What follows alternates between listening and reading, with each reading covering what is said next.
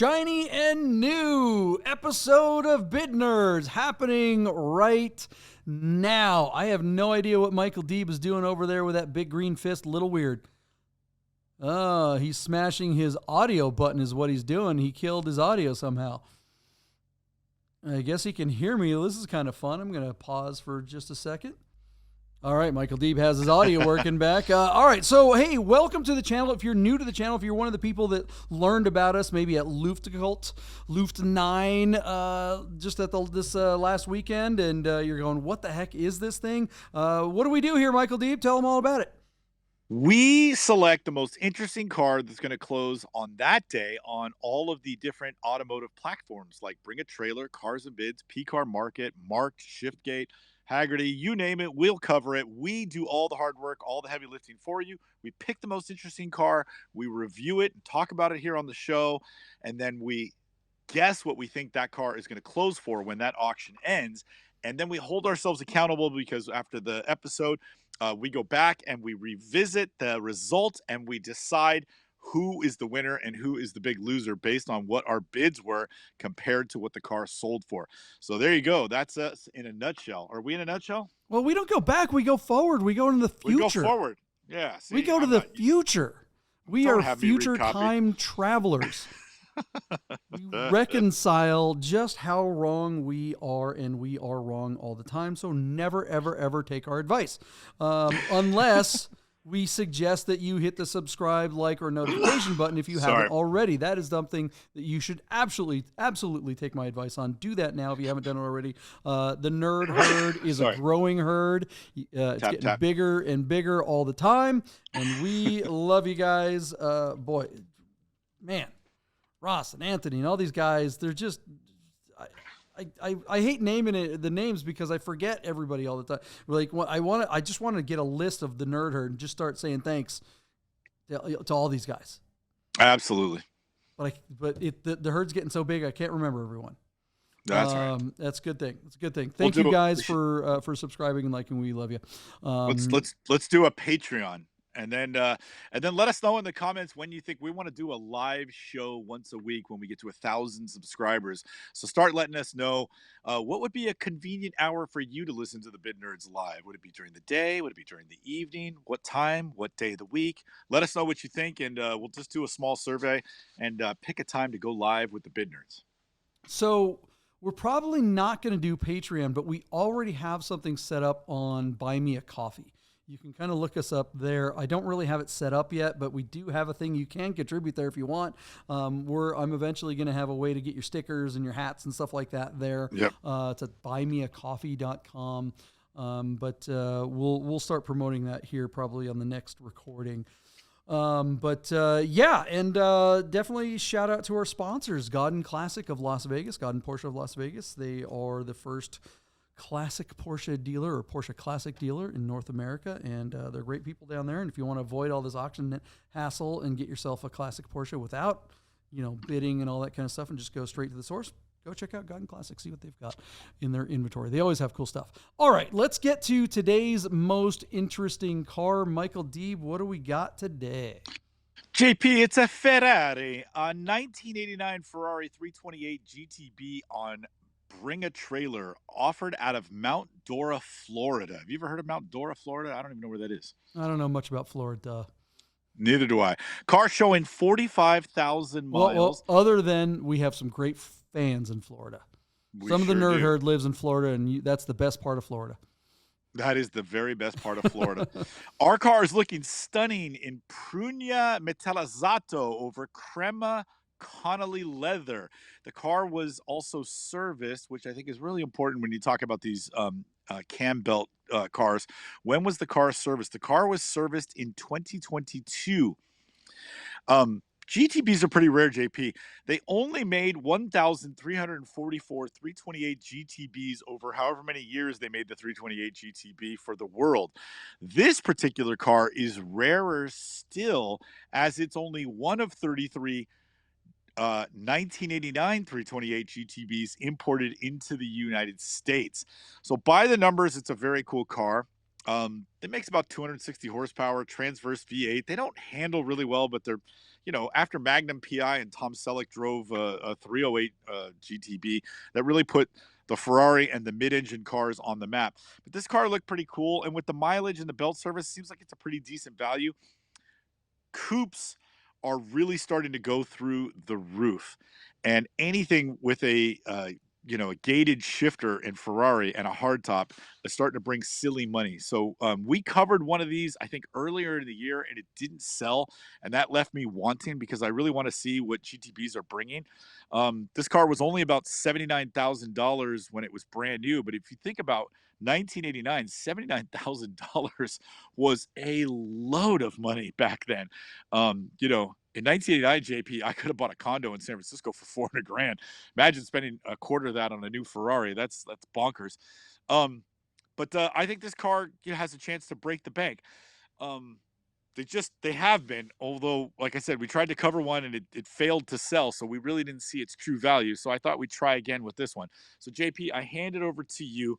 Um, I know you're not a cabrio phobe. You would probably rather have a Targa, but any love for this GTB in the burgundy color? And have you driven a gated shifter Ferrari that is from this era? Your 360s, even your 355s, and your what is it, 348s?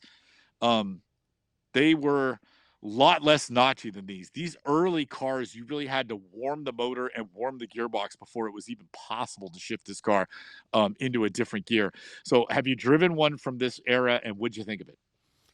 I got to drive a 328 Targa, and yeah, notchy as hell. That thing was a bear to find a gear, but I just didn't care because it was so rad. Help me out. Is this wing on the top? Is that thing leather? No, I don't think it's leather. It's probably rubber, but if it was leather, I wouldn't be surprised, but I don't believe it is. I think it's look at that. rubber. It looks like leather. I mean, how the heck would that's that like hold up? That would be so Italian. Of course it's not leather. I don't know. Yeah, this car is stunning to look at. Absolutely beautiful. Not my favorite color combination at all. I certainly wouldn't pick one in this color, but this is the type of car that you don't really pick colors because there's not that many of them to choose from in general. Yeah, I just wouldn't. This car is just not on my list. If I'm getting a Ferrari of this era, it is going to be a Targa. I definitely want to be seen in the car. You're buying it to be seen because, like you say, they're not the greatest driving thing. So what the heck else are you buying it for other than say, hey, look, I'm in a Ferrari. I really hate the pictures of the paint meter. I know it's a good thing to have in there, but it makes it so like you guys want to see pictures of a stupid paint meter. I'm trying to get interior pictures here. No, this car, I'm sure it's a lot of fun, but I'm not excited about it. It doesn't get me going. Right. It's interesting, funny, I guess, but I'm sure it's a good time. But if you're struggling with that transmission, or if it's really hot out and the thing's overheating, which it's probably gonna all the time, I don't know. Go back a couple of photos to that dashboard if you can. So what's interesting, they went from the 308, which are black gauges with white lettering, and they got into the 328, and that's the same era they came out with the Testarossa. And they went to these orange gauges for like the late 80s and early 90s. So it's funny when you zoomed in on those photos, or when you went to the photo where it was zoomed in on the dash cluster, it totally reminds me of the Testarossa, and it's Ferrari from a certain era. You know what I mean? Like you start thinking about sticky buttons and like, weird things. The driving position on these cars is terrible. The pedals aren't straight in front of you. They're off to the right. Your clutch, your left heel is on the right side of the horn button on that steering wheel. Do you know what I mean? Like they're way over to the side. It's just so funny all the compromises Ferrari would put up with to build a car because they needed it to look a certain way. I gotta say, I would rather have a same era Mondial convertible than this car, just because it'd be more fun. If you're gonna deal with all the crappy old Ferrari stuff that you got to deal with, the ownership problems, you may as well have the top down and be able to enjoy the weather. Could you imagine trying to do a freaking tune up on that? I know the engine has to come out, but there's why, kids, because you ain't getting anything in and out of that. The maintenance on these is just such hell. But yeah, I would rather you got to get a drop top on something like this because it's just that it's gonna sound great. I mean, we poo-poo the handling. It's gonna handle awesome to a certain extent. It's going to be just fun to drive, the visceral experience that everyone talks about.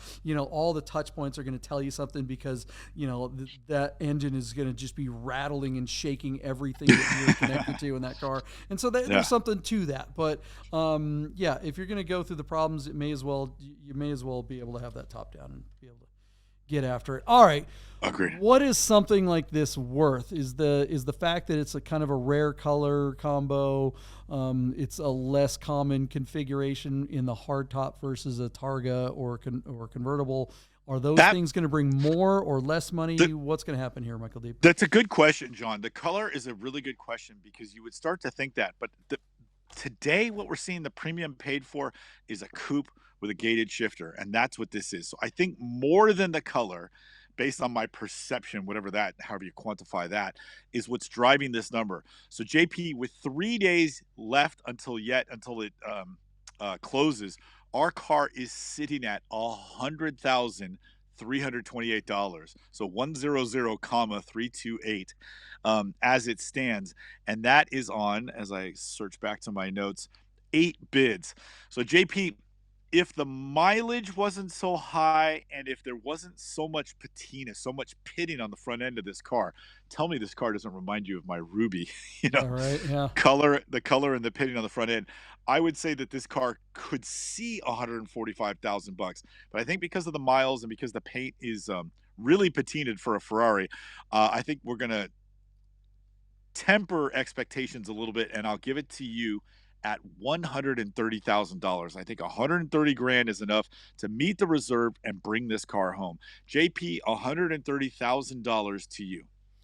I'm not excited about this car for all the same reasons. The condition, the overall condition, the presentation, the photos aren't that great. They're not romantic. The color just does nothing for me on this car. I don't know. I mean, but I also don't know this era of car that well. I'm just not an expert on these. And for that reason, I'm going to go under just to be bearish and say, what'd you say, 130 something? What was it? Yeah, 130. 130. I'll park it under you and go. I won't just park it right under you. I'll go 120. I'll give you a $10,000 spread because I just don't think this car is going to get anyone excited, especially with those dings and scratches and just the way Ferrari.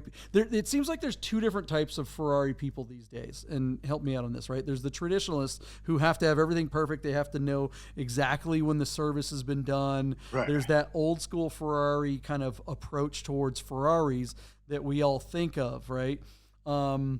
And those guys want every T crossed and every I dotted. Yep. Yep. And then there's the kind of crypto bros that people, they get excited when they see one and they just always wanted one, so they'll pay whatever.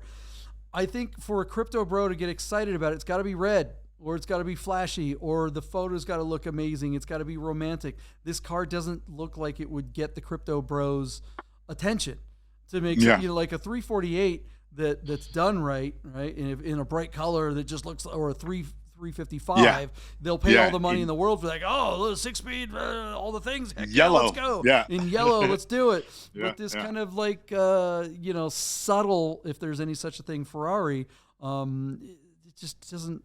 I just think people are going to pass right over this one, and it's just not going to get a second look. And if it does get lucky enough to get looked at for a second time, they're going to see the dings and scratches and stuff, and they're going to be like, whatever, move on. I usually don't. You and I, a lot of times when we talk about cars and how they're presented, correct me if I'm wrong, you're of the school that says, all right, if it's got some dings and scratches, spend the money on paint correction and getting all the scratches and the dings like taken out. That can be thousands of dollars. I've always been kind of like, I just don't think the thousands of dollars make sense to upgrade, to bother with, just, sell it at kind of a less premium. I don't think you're going to get that delta back. But this is a car that I lean towards the way you look at things more often. I think it would have made sense to spend some money on updating this car and getting it cleaned up, I think it would have brought more. I think it would bring more money rather than. Interesting. We're talking about this before the auction is ended. Yeah, cleanup scratches is really hard, but sometimes patina does drive a car or drive a number, and they. But this doesn't look like patina. Like your Ruby car had patina. This car is just dinged up.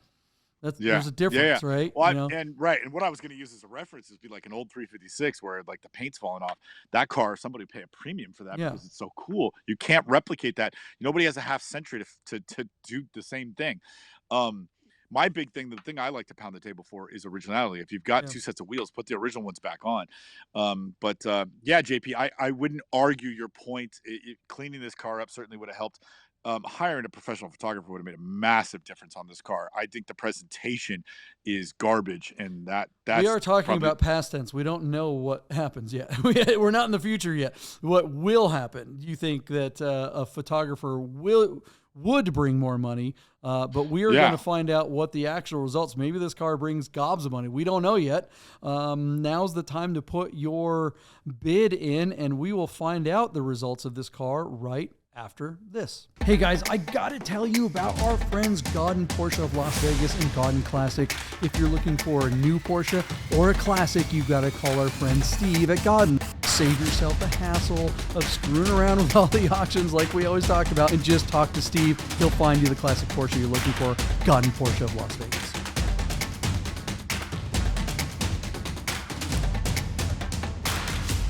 We talk about Luftgold a lot. We had Patrick Long on the show a couple episodes ago. I like to find, beef everywhere we can. It's just kind of like an old Wendy's commercial. And there's some ish going on right now because every time Luftgold comes up, it's kind of like the film festivals. What is it? Yeah, one in Park City, Sundance, and you got Slam Dance and all the other ones. Luftgold's kind of cultivated all these other events that happen around it, and then you get all these different bodies that are like there's all this political posturing, everyone trying to like, oh, you come to our event, or no, you come to our event, and so this year it's no different. Being in San Francisco, 2-1. All right, we're here in the future. That happened. You've been waiting around for what, I don't know, 60 seconds, a minute or something like that, watching a couple of commercials from our good friends at Godden Classic, Godden Porsche of Las Vegas, and of course learning about the Dirt or Die Porsche podcast that Dwayne Wick and I do every week. But you're sticking around, you're going, hey, what's up with this Ferrari, man? You guys are talking about a Ferrari, you're making predictions. Let's what happened, Michael Deeb? What's going on? Our car didn't do as good as I thought it was going to do, but it did sell. So JP, our 1989 Ferrari 328 GTB, I drank the Kool-Aid. I like the color. I'm weird like that. You know how I get. And I said $130,000. You took the under at $120,000, and we were both wrong. Our car sold for just $100,328 on click, just 8 bids. So the reserve was low, and I wonder if the consignor is happy with that number. I would think that he was thinking he was going to make a few more dollars than that. So interesting, just interesting. One person wrote in the comments on this that they said, how come these cars aren't worth more than a 355 with a manual transmission? And I just scratched my head because sometimes people say some things that don't make any sense. Look, I get that this is a pretty car and it's sort of the prettier version of the Magnum PI car. But the 355 is in a totally different category, my friend. The answer to your question, Mr. Bidder or Mr. Commenter, is a flat plane crank. And the flat plane crank endowed the 355 to rev to like 8,000 RPM and make gobs more horsepower and really revvy engine. This car is not that driving experience. While it looks really good, it doesn't actually have the goods to be a great driver.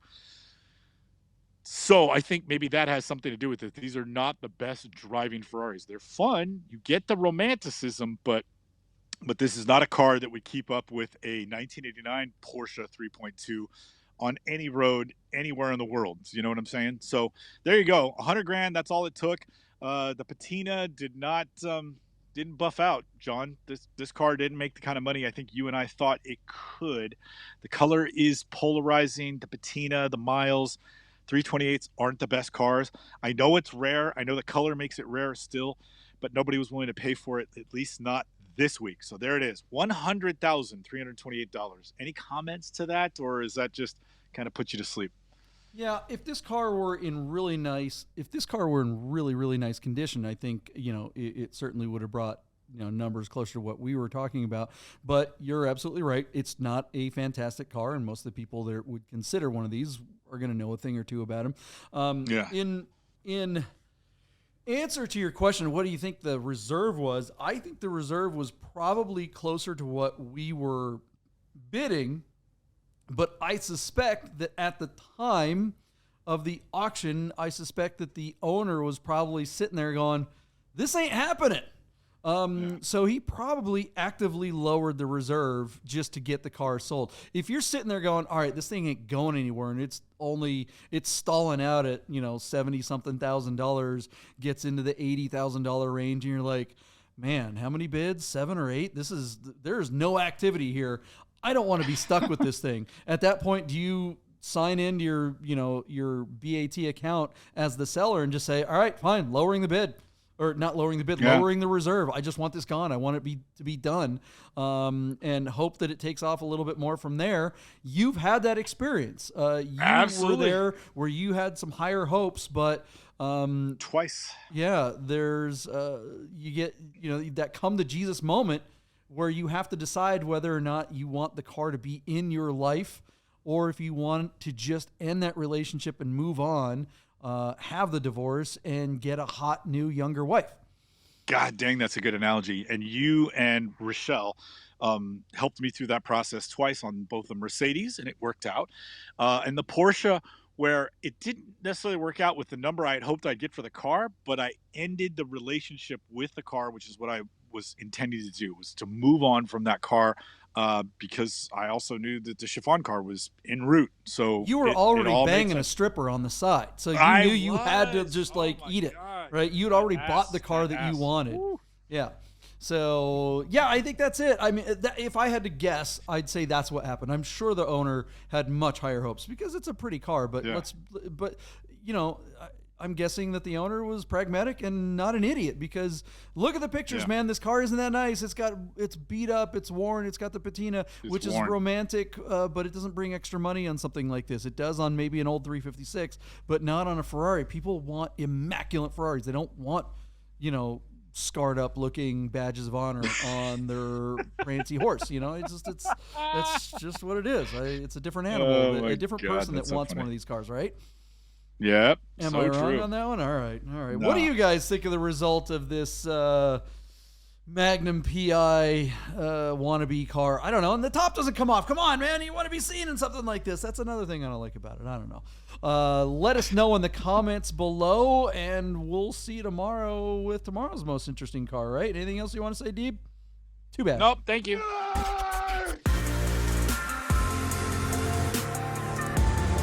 Get those words!